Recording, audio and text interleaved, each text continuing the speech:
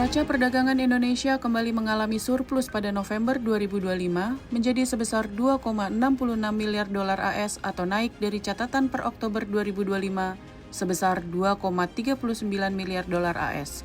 Namun dibanding November 2024, surplus ini jauh lebih rendah karena saat itu 4,34 miliar dolar AS. Karena itu, Indonesia mengalami surplus neraca dagang 67 bulan berturut-turut sejak Mei 2020. Menurut Deputi Bidang Statistik Distribusi dan Jasa di Badan Pusat Statistik BPS Puji Ismartini, surplus neraca perdagangan ini disebabkan kinerja ekspor non-migas yang moncar hingga mencapai senilai 4,64 miliar dolar AS. Sementara itu, sektor migas justru defisit kinerjanya senilai 1,98 miliar dolar AS. Dari sisi negara mitra, neraca dagang mencatatkan surplus terbesar dari perdagangan dengan Amerika Serikat mencapai 16,54 miliar dolar, diikuti India dan Filipina. Sebaliknya, China menjadi penyumbang defisit terdalam bagi neraca perdagangan Indonesia, disusul oleh Australia dan Singapura.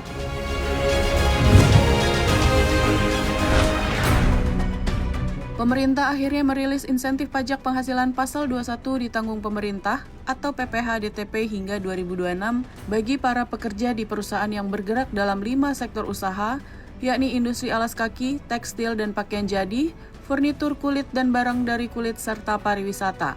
Kebijakan insentif ini diberikan oleh Menteri Keuangan Purbaya Yudisadewa dan ditetapkan dalam Peraturan Menteri Keuangan atau PMK nomor 105 tahun 2025 tentang PPh pasal 21 atas penghasilan tertentu yang ditanggung pemerintah dalam rangka stimulus ekonomi tahun anggaran 2026.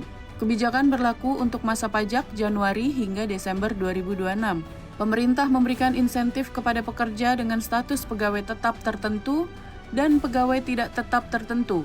Dalam balai tersebut ditetapkan pegawai tetap berhak menerima insentif jika yang bersangkutan telah memiliki nomor pokok wajib pajak atau nomor induk kependudukan yang telah terintegrasi dengan sistem Direktorat Jenderal Pajak serta menerima penghasilan bruto tetap dan teratur tidak lebih dari 10 juta rupiah per bulan. Sementara syarat bagi pegawai tidak tetap atau tenaga kerja lepas yakni menerima upah dengan jumlah rata-rata tidak lebih dari Rp500.000 per hari atau maksimal 10 juta rupiah per bulan. Sebelumnya, pemerintah hanya memberikan insentif PPh DTP ini kepada padat karya yang bergaji sampai dengan 10 juta rupiah. Mereka telah menerima insentif PPh DTP 100% sejak terbitnya Peraturan Menteri Keuangan Nomor 10 2025 pada 4 Februari 2025. Kebijakan tersebut dilanjutkan pada tahun ini dengan perluasan ke sektor pariwisata dan dengan target penerima mencapai 1,7 juta pekerja dengan alokasi anggaran mencapai 800 miliar rupiah.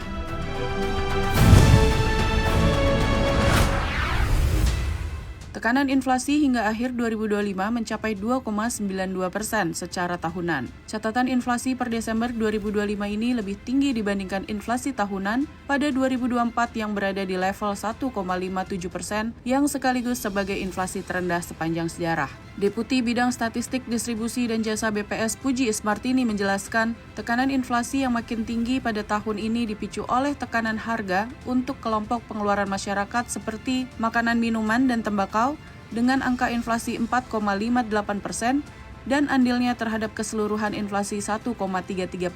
Sedangkan di luar kelompok makanan, minuman, dan tembakau, yang memberi andil terbesar ke inflasi adalah kelompok perawatan pribadi dan jasa lainnya sebesar 13,33%, dengan andil terhadap total inflasi 0,87%. Berdasarkan komponennya, Puji mengatakan seluruhnya mengalami inflasi pada Desember 2025. Tertinggi ialah untuk inflasi bahan pangan bergejolak 6,21%, inflasi inti 2,38%, dan untuk barang yang harganya diatur pemerintah mengalami inflasi 1,93% secara tahunan.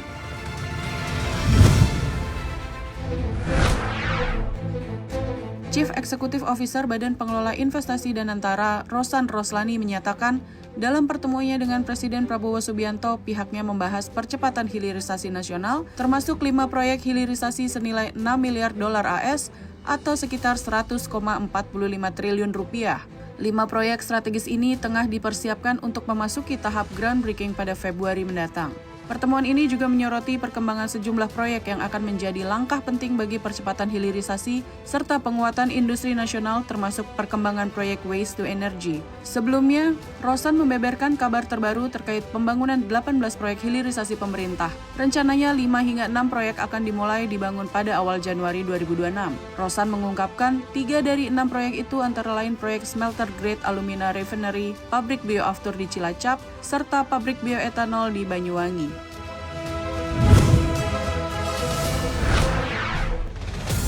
OPEC Plus memutuskan mempertahankan produksi minyak tidak berubah setelah pertemuan singkat yang menghindari isu krisis politik di antara beberapa anggotanya. Pertemuan 8 anggota yang memompa sekitar setengah pasokan minyak dunia ini berlangsung setelah harga minyak turun lebih dari 18% pada 2025, penurunan tahunan terparah sejak 2020 di tengah kekhawatiran kelebihan pasokan.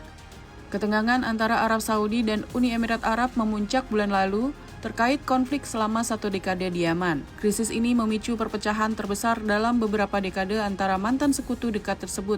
Sementara pada hari Sabtu lalu, Amerika Serikat menangkap Presiden Venezuela Nicolas Maduro. Presiden Amerika Serikat Donald Trump menyatakan Washington akan mengambil alih negara tersebut hingga transisi ke pemerintahan baru yang dimungkinkan tanpa menjelaskan secara rinci bagaimana hal itu akan dilaksanakan. Sebelumnya pada November, kelompok ini sepakat menunda kenaikan produksi untuk Januari hingga Maret karena permintaan musim dingin yang rendah di belahan bumi utara. Pertemuan daring singkat pada Minggu menegaskan kebijakan tersebut dan tidak membahas Venezuela, dan ke-8 negara dijadwalkan bertemu lagi pada 1 Februari mendatang. Meski begitu, harga minyak pada Senin 5 Januari 2026 terpantau terkoreksi cukup dalam. West Texas Intermediate berada kisaran $56 per barel, terkoreksi 1,45%, sementara Brent terkoreksi sekitar 1,23% di kisaran $60 per barel.